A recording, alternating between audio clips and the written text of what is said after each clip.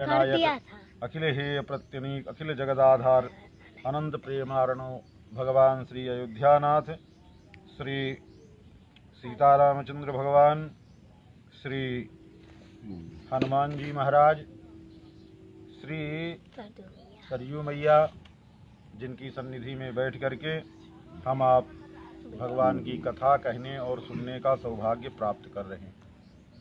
भगवान अपनी दिव्य लीलाएं ब्रजमंडल में गोप ग्वालों के संग कर रहे हैं। ठाकुर जी महाराज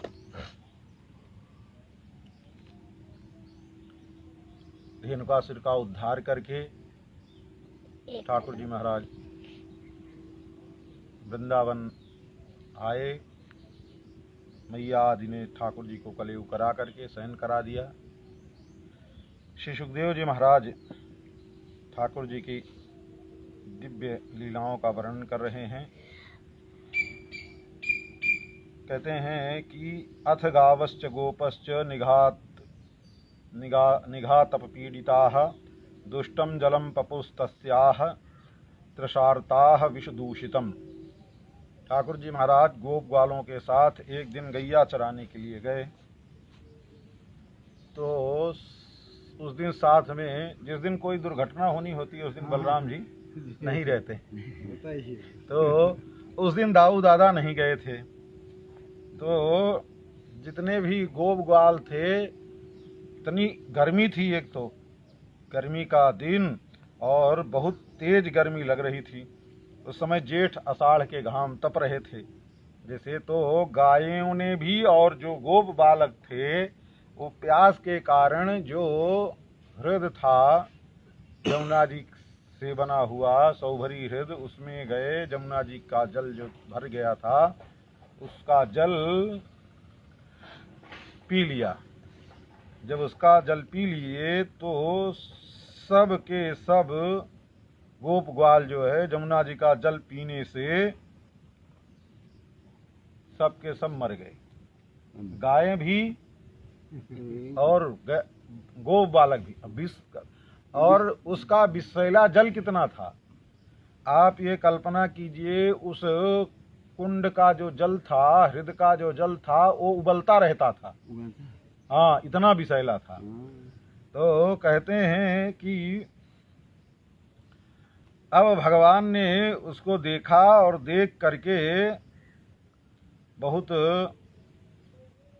दुखी हुए। एक तो सब गोप ग्वाल ठाकुर जी के सब सखा लोग हैं। कहते हैं वीक्षतान वै तथा भूतान कृष्णो योगेश्वरेश्वरः ईक्षयामृत वर्षिण्याः स्वानाथान समजीवयत।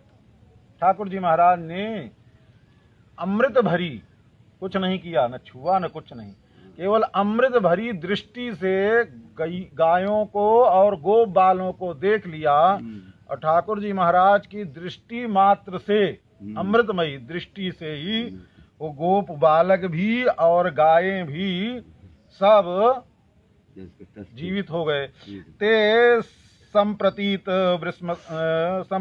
स्मृतयाः समुत्थाय जलांतिकात् आसान सुविस्मिताः सर्वे वीक्षमाणाः परस्परम। अब जैसे कोई मर गया हो, अब मर करके जीवे तो बड़े आश्चर्यचकित हुए। उनको सबको अभी पता चला, लेकिन अब क्या हुआ, मरे थे तो धीरे धीरे चेतना आने में भी समय लगती है। तो अब सब एक दूसरे जीवित होने के बाद सब एक दूसरे को केवल देख रहे हैं इधर उधर, क्या हो गया क्या हो गया। फिर उनको जब स्मृति आई तब पता चला कि अरे हम तो विषैला जल पी लिए थे और विषैला जल पीने के कारण ही हम सब मर गए थे। कहते हैं अन्वमर्षत तद राजन गोविंद अनुग्रहेक्षितम पीत्वा विषम परेतस्य पुनरुत्थानमात्मनः। अब सब जब जान गए तो समझ गए कि ठाकुर जी महाराज ने, बाल कृष्ण लाल ने, हमको कन्हैया ने अपनी कृपा दृष्टि से जीवित कर दिया। फिर ठाकुर जी महाराज की ऐसे ही, ठाकुर जी तो सत्य संकल्प हैं, देखने की भी जरूरत नहीं है, केवल संकल्प कर ले में तब भी। तो भ्रकुट विलास जासु लय होई, तो किसी को जीवित करना, केवल ठाकुर जी की भृगुति इधर से उधर हो जाती है तो सृष्टि भी हो जाती है और उतने में लय भी हो जाता है।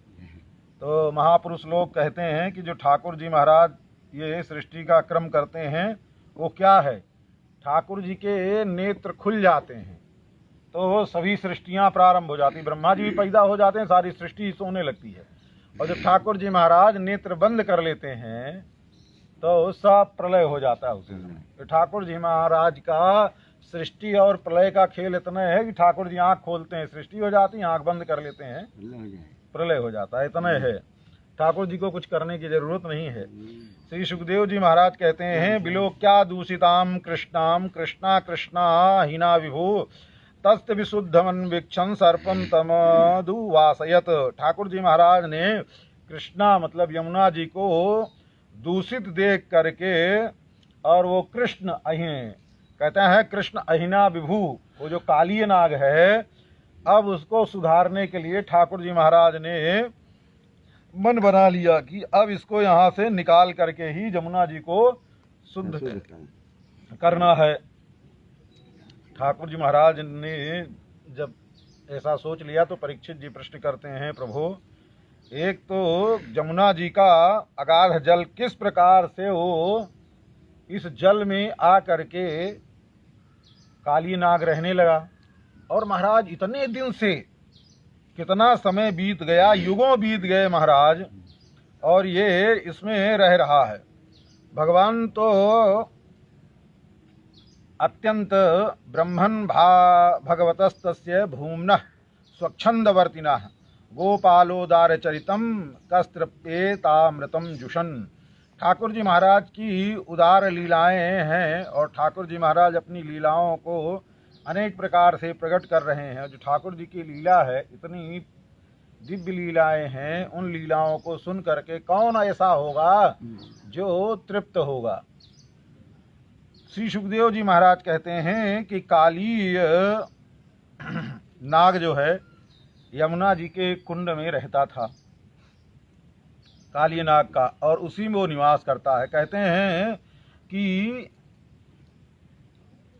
कालिंद्याम कालियस्यासीद् धृतः कश्चिद् विषाग्निना श्रप्यमाणपयः यस्मिन् पतन्त्युपरि गाः खगाः। और इतना विषैला था जल, कहते हैं यस्मिन् पतन्त्युपरि गाः खगाः, ऊपर से जैसे पक्षी उड़ के गए ना, उसके ऊपर से ऐसे पक्षी उड़ करके चले जाते थे तो उसका जो विष का भाप खोलता था, उसका भाप निकलता था, उसी भाप के विष से वो जितने पक्षी होते थे नीचे आकर के और मर जाते थे। इतना विषैला जल था। तो महाराज जी उसका पानी पी लेगा उसकी क्या हालत होगी। तो इसलिए ठाकुर जी महाराज ने अब उस विषैले नाग के कृत्य को देख करके ठाकुर जी महाराज ने सोचा कि हम तो वृंदावन में यहाँ लीला करने के लिए आए हैं, और ये नाग यहाँ आ करके, ठाकुर जी महाराज तो सभी दुष्टों का दमन करने के लिए आए हैं ना, जितने भी दुष्ट हैं, और ये हमारी लीला में बाधा कर रहा है, यहाँ दुष्टता कर रहा है। अब इसको जो है यहाँ से निकालना चाहिए। ठाकुर जी महाराज ने ऐसे ही विचार करके, और तो बाहर सब जगह लीलाएं हैं, ठाकुर जी महाराज गेंद की क्रीड़ा करते हुए जाते हैं, सूरदास आदि ने सबने लिखा है, गेंद की क्रीड़ा खेलते खेलते गए, पर भागवत जी में है ठाकुर जी महाराज ये सोच रहे थे, और बस सोचते सोचते एक कदम के वृक्ष पर चढ़ गए, और चढ़ करके उसी पर से ठाकुर जी महाराज ने अपने कमर में फेंटा बांधा, और फेंटा वोटा बांध करके तैयार होकर के, क्योंकि काली नाग से मोहरा लेना है, तो ठाकुर जी महाराज कमर में फेंट ऊंट बांध करके तैयार हो गए, और एक कदम्ब के वृक्ष पर चढ़ गए, और चढ़ करके वहीं से, और उसकी डालें भी अंदर तक जा रही थी, बस उससे जो है, और इतना ही नहीं, उसके जल से अगल बगल के पेड़ पौधे भी कोई सुरक्षित नहीं थे, सब सूख जाते थे, घास और जो छोटे छोटे पौधे थे वो भी कोई जीवित नहीं रहते थे, सब उजाड़ हो गया था उसके दूषित विष से। तो ठाकुर जी महाराज ने उसी जल में कूद गए, छलांग लगा दिए। अब ठाकुर जी महाराज ने कहते हैं कि जब ठाकुर जी महाराज अब उसके जल जो है ठाकुर जी महाराज के कूदने से उछल गया। ठाकुर जी भी बड़े वेग से कूदे थे। अब कहते हैं कि ठाकुर जी के कूदने से एक तो वैसे उबल रहा था और ठाकुर जी इतने वेग से कूदे कि 400 हाथ तक जल उछल करके गया उसका। 400 हाथ तक ठाकुर जी महाराज का के कूदने से जल उछल करके गया। अब ठाकुर जी महाराज इतने बलशाली हैं। ठाकुर जी महाराज अपना वेग प्रकट करें, जिसकी श्वासा से समुद्र में ज्वार और भाटा आते हैं, तो 400 हाथ तक जल जावे। कोई श्वासा नीला पांत हुआ, ठाकुर जी के श्वास मात्र से समुद्र में ज्वार और भाटा आता है, तो कोई बड़ी बात नहीं है ये। अब ठाकुर जी महाराज ने कूद गए और कूद करके इधर उधर उछलने लगे जल में। जब जल में उछलने लगे तो अब जल भी तहस नहस तो इधर उधर होने लगा। तो काली नाग ने देखा कि हमारे इस घर में आकर के, उसका तो घर है काली नाग का, उसी में रह रहा है, ये यहाँ कौन आ गया, आज तक कोई आया नहीं, सब इधर उधर कर रहा है। तो उसका सब जो है इतने जल का हिलकोरे ले रही थी कि उसका सब अस्त व्यस्त हो गया, जो रहने वहने का स्थान था। तो उसने भी देखा तो ठाकुर जी महाराज का दर्शन हुआ। ठाकुर जी कोई सामान्य बालक के रूप में तो भयंकर रूप जिससे काली के सामने गए हैं, तो उसी के हिसाब से ठाकुर जी महाराज के और देखा, और देख करके ठाकुर जी महाराज का दिव्य स्वरूप देखा। तो ठाकुर जी महाराज का वक्षस्थल, कान में कुंडल और अलकावली पूरा देख करके उसको एकदम सुकुमार शरीर भी, इतने भयंकर होते हुए भी ठाकुर जी महाराज का सुकुमार शरीर है, उसमें कोई किसी प्रकार की। अब ठाकुर जी महाराज के वक्षस्थल पर वत्स चिन्ह आदि सब दिखाई दे रहे हैं उसको, लेकिन अब इतना दिखते हुए भी वो नहीं समझ रहा कि भगवान है, श्री हरि हैं। वो भी अपने बल का अभिमान होता है, जिसको अभिमान होता है वो जो है कुछ भी चिन्ह दिखाई देवे, कुछ भी देखे, वो कुछ समझ में नहीं आता, वो अहंकार में सब इसी स्थिति हो जाती है। अब ठाकुर जी महाराज ने देखा उसको, तो वो भी मंद मंद मुस्कुराते हुए ठाकुर जी महाराज को देखा। वो भी सोचा कि इतना बड़ा कोई आया है हमारे यहाँ और हमारे बारे में जानता है, यहाँ सब जानते हैं, उसके बाद भी, यहाँ पहुँचने के बाद भी अभी मुस्कुरा रहा है। अब उसने, और तनिक भी डर नहीं रहा है, जो मुस्कुराएगा वो डरेगा काहे को। तो ठाकुर जी महाराज ने जो है बस वो ठाकुर जी महाराज को अपने जो है पूंछ उठाया और पूंछ उठा करके नाग पास में बांध लिया। जो होता है पूंछ, उसमें पूंछ में बांध लिया ठाकुर जी महाराज को। ठाकुर जी महाराज को बांध करके और बस इधर से उधर घुमाना प्रारंभ किया।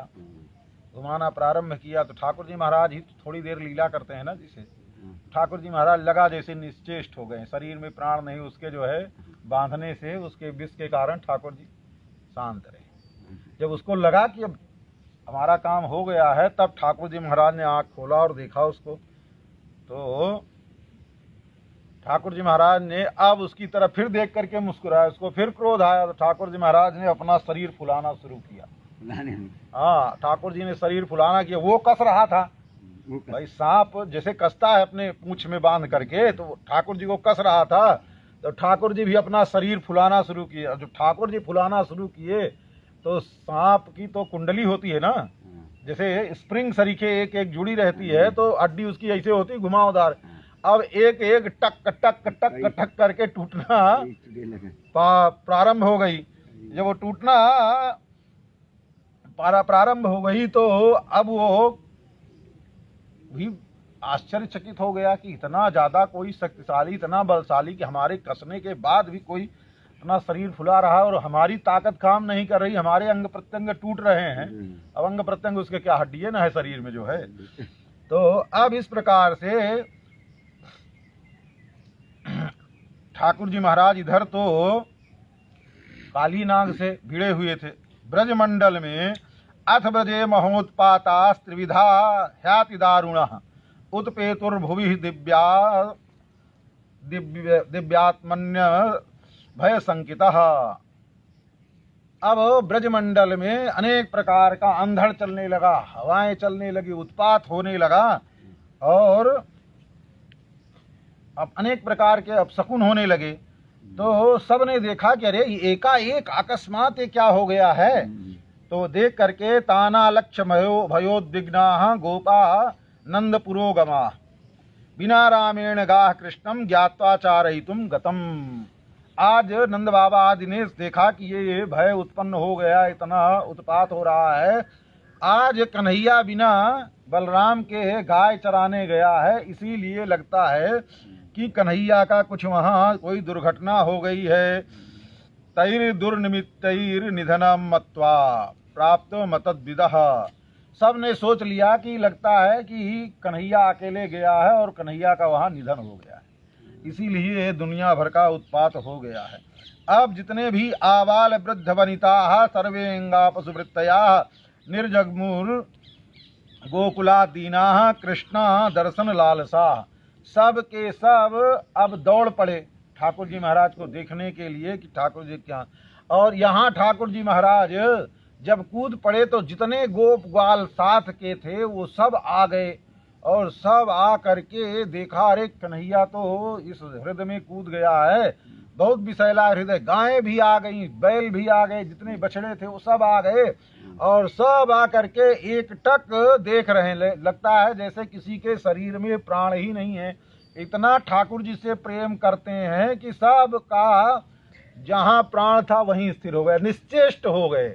आंखें खुली की खुली रह गई, हाथ जहाँ पड़ा है, शरीर जहाँ पड़ा है वैसे ही पड़े रह गए, ऐसी स्थिति हो गई। इधर ये सब रोते पीटते दौड़ते सब जो है यशोदा मैया आनंद बाबा सब वहां से दौड़ते दौड़ते चले आ रहे हैं। पर बलराम जी महाराज ने देखा, कहते हैं तांस तथा कातरान वीक्ष भगवान माधवो बलः प्रहस्य किंचिन्नो वाच प्रभावज्ञो नुजस्य सह। ठाकुर जी महाराज के प्रभाव को बलराम जी महाराज जान रहे हैं, सब रो पीट रहे हैं। तो बलराम जी ने कुछ नहीं कहा, बलराम जी भी उन्हीं के साथ सब दौड़ रहे हैं, हल्ला मचाते रहे, उन्हीं के साथ बलराम जी भी दौड़ते हुए चले आ रहे हैं। अब सब ब्रजवासी ठाकुर जी को ढूंढने के लिए चले, जंगल में गए हैं जाल चराने के लिए। तो अब कहाँ गए हैं, सब खोजते हुए हैं।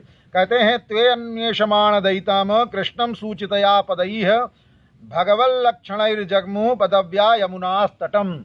ठाकुर जी महाराज को ढूंढने में कोई कठिनाई नहीं हुई। क्यों?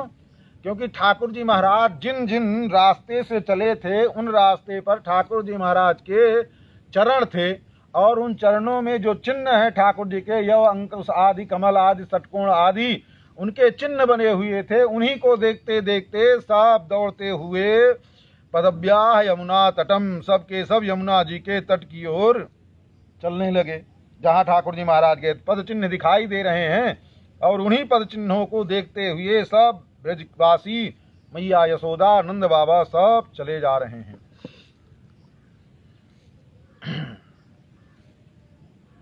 अब इस प्रकार से भगवान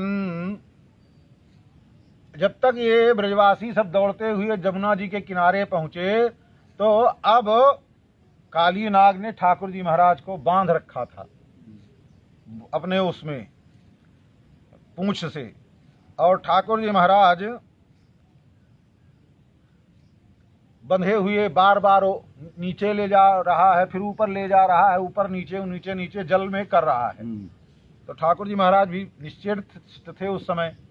तो और जितने गोप ग्वाल हैं वो सब गायों के साथ में, गोप ग्वाल जितने हैं वो कुंड के किनारे पर सब जो है खड़े हुए हैं। बीच बीच में गायें जोर जोर से डकरा रही हैं और चिल्ला रही हैं जब उनको होश आता है कि कन्हैया कूद गए हैं। फिर जब उनको उनका होश ठाकुर जी के प्रेम में चला जाता है, मूर्छित सी हो जाती, फिर चुप हो जाती, फिर याद आती है, फिर वो जोर जोर से वो गायें और बछड़े चिल्लाना शुरू कर देते हैं। अब ठाकुर जी महाराज ने देखा कि जो है सब बहुत परेशान हो रहे हैं। गोप्योनुरक्त मनसो हो भगवत्यनंते, सभी गोपियों का भगवान में इतना मन अनुरक्त था कि भगवान ही गोप श्री बाल कृष्ण ही उनके प्राण हैं।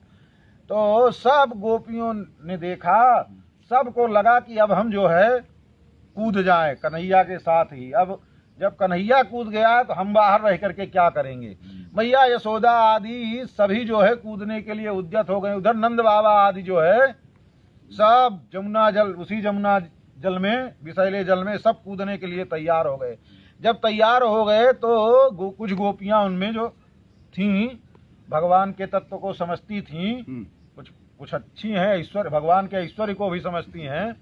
तो उन गोपियों ने मैया यशोदा को पकड़ लिया। अरे मैया, आप लाला कन्हैया को नहीं जानती हैं, जो इतनी बड़ी 6 कोस लंबी चौड़ी पूतना आई, तृणावर्त आया, अघासुर बकासुर को मार करके खत्म कर दिया, तो ये काली नाग कौन बड़ी चीज है। भैया तू शांत रहे, थोड़ी देर धैर्य धारण करे।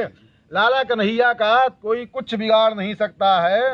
लाला कन्हैया तो सबको संभालने के लिए सक्षम है, इसलिए आप चिंता मत करो। और आप भी कूद जाओगी तो लाला कन्हैया को और भी परेशानी होगी। तो इस समय लाला कन्हैया नाग से युद्ध कर रहा है और फिर आप कूद जाओगी तो और परेशानी होगी। इसलिए ठाकुर जी की को और परेशान मत करो, थोड़ी देर और धैर्य धारण करो।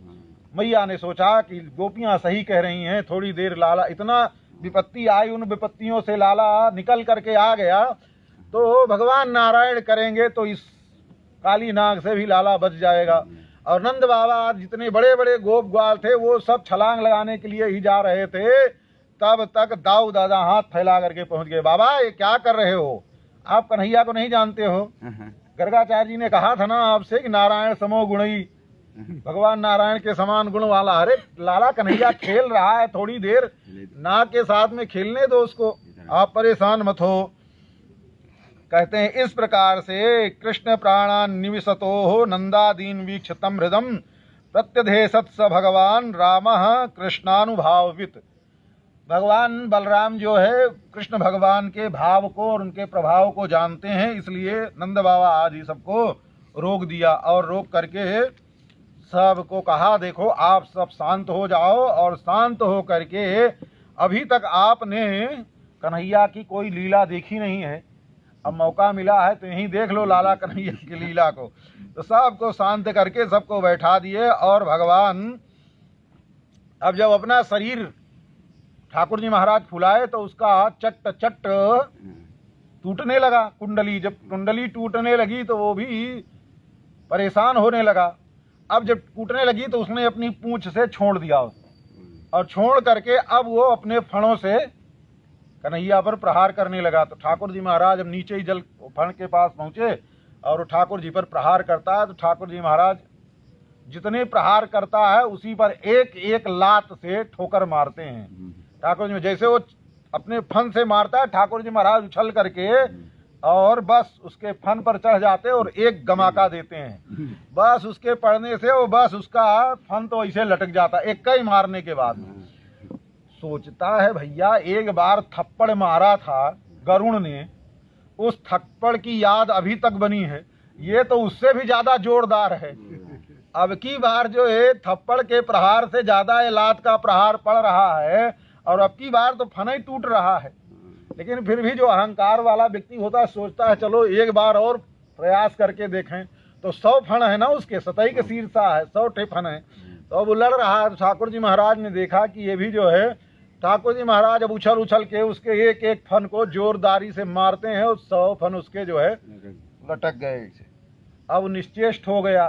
ठाकुर जी महाराज ने देखा तो अब अपने पीताम्बर से, अब कुछ करने लायक था नहीं, ठाकुर जी महाराज ने अपने पीताम्बर से सूत निकाला और सूत निकाल करके उस काली नाग के नाक में, एक नहीं 100 नाक, अब 100 फण है तो 100 तो होगा ही, और 100 नाक में जो है अपना सूत डाला पीताम्बर का और डाल करके ठाकुर जी महाराज ने, जैसे घोड़े की रस्सी पकड़ी जाती है ना, लगाम, घोड़े की जो लगाम होती है, ऐसे ठाकुर जी महाराज उसके नाक में रस्सी डाल करके और एक हाथ से उसका पकड़ लिए, क्योंकि लटक गया था। अब लटक जाएगा तो ठाकुर जी टिके नहीं। और जब और उछल करके ठाकुर जी महाराज उसके फन पर चढ़ गए। एक हाथ से रस्सी पकड़ लिया लगाम की और ठाकुर जी महाराज उसके ऊपर चढ़ गए। और ठाकुर जी महाराज एक हाथ से अपनी बंसी लिए, कमर में जो बंसी फेंट में लगी हुई थी उसको ले करके ठाकुर जी महाराज बंसी की ध्वनि प्रारंभ कर दिए। जब तक इधर बलराम जी सबको समझा रहे हैं, अरे बाबा काहे परेशान, इतना हल्ला गुल्ला क्यों कर रहे हो, ठाकुर जी की लीला तो देखो। अब कार्य एक ही साथ हो रहा है, मुंह तो एक ही है, कार्य एक साथ हो रहा है, इधर कन्हैया भी कर रहे हैं, नंद बाबा भी कर रहे हैं। तो अब बलराम जी समझाते, अरे बाबा चुप हो जाओ, शांत हो जाओ, ठाकुर जी की लीला देखो। बोले क्या लीला देखे, बोले चुप हो जाओ तब ना, देखो कन्हैया जल के अंदर बंसी बजा रहा है और आज तो लाला काली नाग के फन पर नाच रहा है, आप चुप हो जाओ तो लाला कन्हैया के बंसी की ध्वनि सुनाई देगी।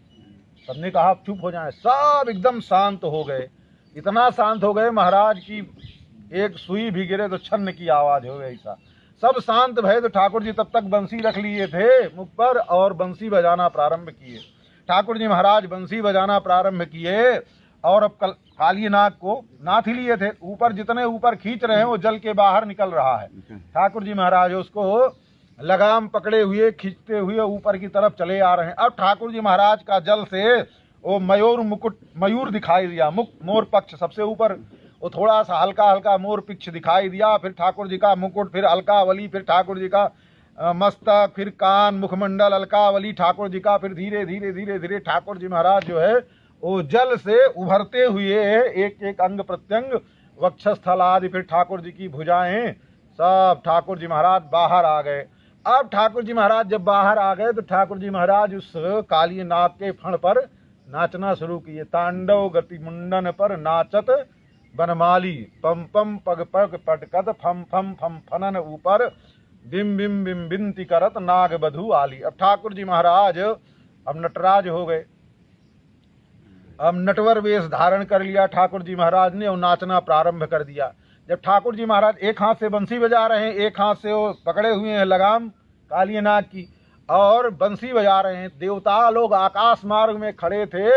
अब सोचा कि क्या करें, ठाकुर जी महाराज नाच रहे हैं तो सभी देवता लोग अपना अपना जो है वाद्य ले करके सब पहुंच गए और ठाकुर जी महाराज के नृत्य के साथ में सब अपना अपना वाद्य बजाना प्रारंभ किए। मैया यशोदा नंद बाबा ने देखा, अरे लाला कन्हैया तो सुरक्षित है, तो देख करके प्रसन्न भये। ठाकुर जी महाराज जो है जब बाहर किनारे आ गया, बहुत बड़ा हृदय था, जब किनारे आ गया तो ठाकुर जी महाराज उसके लगाम को छोड़ दिया और कूद पड़े उसके ऊपर से और ठाकुर जी महाराज हृदय के किनारे आ करके खड़े हो गए। अब नाग पत्नियां आई और आ करके ठाकुर जी महाराज से विनती करती हैं, ठाकुर जी महाराज से प्रार्थना करती हैं, प्रभु हमारे पति देव ऐसे ही हैं, इनकी वृत्तियां अच्छी नहीं है, तमोगुण शरीर है, आपको पहचान नहीं पाए। अनेक प्रकार से ठाकुर जी की महाराज की नाग पत्नियां स्तुति करती हैं, नाग पत्नियां स्तुति कर रही हैं और वो अभी तक जो है, क्योंकि अब इतना ठाकुर जी का लात खाया था, इतने ठोकर पड़ा है, तो उसको अभी कुछ समझ में नहीं आ रहा था, पर नाग पत्नियां आ करके ठाकुर जी महाराज की स्तुति करती हैं, ठाकुर जी की प्रार्थना करती हैं। ठाकुर जी महाराज उन नाग पत्नियों की स्तुति को सुन रहे हैं। कहते हैं कस्यानुभावोस्य न देव विद्महे तवांघ्रिणेणु स्पर्शाधिकार यदवांछया श्री ललनाचरत तपो विहाय कामान सुचिरम धृतम व्रताः। हे प्रभो, कि अब हमको ये नहीं समझ में आ रहा है कि आपके चरण कमल महाराज सबको नहीं मिलता है। ठाकुर जी महाराज के चरण कमल मस्तक पर रख देवें, ये किसी का सौभाग्य नहीं होता है, सबका सौभाग्य नहीं होता है। या तो जीव जब परम पद होता है, यहाँ से मुक्त होकर के जाता है, जब मुक्त होकर के वैकुंठ जाता है, तो वैकुंठ जाता है तो अनेक प्रकार की वैकुंठ जाने की अनेक लीलाएं हैं, सब देवता लोग स्वागत करते हैं, फिर बिरजा को प्राप्त करता है, फिर अमानव देह प्राप्त होता है, वहाँ चतुर्भुज हो जाता है, वहाँ फिर भगवान के पार्षद आते हैं, लेकर के जाते हैं, तिलबन से होते हुए जाता है आगे, और जा करके फिर पार्षद लोग मिलते हैं, सब पार्षद लोग ले जा करके अपने अपने घर में अगवानी करते हैं, चरण प्रक्षालन करते हैं, भगवान की के समीप जाता है, उसमें फिर आचार्य लोग मिलते हैं। अनेक प्रकार की है भगवान के धाम जाने की विधा, आचार्य लोगों ने अनुभव किया है। तो वहाँ जब चला जाता है तो सबसे अंत में ठाकुर जी की गोदी में बैठता है, फिर श्री जी की गोदी में जाकर के गोदी में दे देते हैं भगवान, श्री जी की गोदी में बैठता है। श्री जी की गोदी में बैठ करके जब श्री जी के वक्षस्थल से दुग्ध पान कर लेता है, तब इसको ज्ञान होता है, अरे हमारा धन तो क्या है, तो ठाकुर जी महाराज के चरण कमल ही हमारा धन है। तो नीचे उतर करके जाता है और हाथ जोड़ करके बैठता है, तब ठाकुर जी महाराज कृपा करके अपने दोनों चरण कमल उसके मस्तक पर पधरा देते हैं। ये अंतिम स्थिति में तब उसको जो है ये पूर्ण फल की प्राप्ति है कि ठाकुर जी महाराज दोनों अपने चरण कमल गोदी में भी बैठने से, ठाकुर जी की गोदी में बैठने से, श्री जी की गोदी में भी बैठने से, उसके बाद ये स्थिति आती है कि वो जीव के चरणों पर ठाकुर जी महाराज अपने दोनों चरण कमल पधरा देते हैं। अब सोचो कि ये तो तमोगुणी काली नाग, एक तो बलि महाराज के ऊपर ठाकुर जी महाराज ने कृपा करके ठाकुर जी महाराज ने, बलि ने कहा महाराज अब तीसरा पग तो हमारी खोपड़िए है, इसी पर आप रख लो और तीसरा पग इसको मान लो। तो ठाकुर जी महाराज ने तीसरा पांव अपना दोनों पांव बलि के मस्तक पर रखा, बलि ने झुकाया।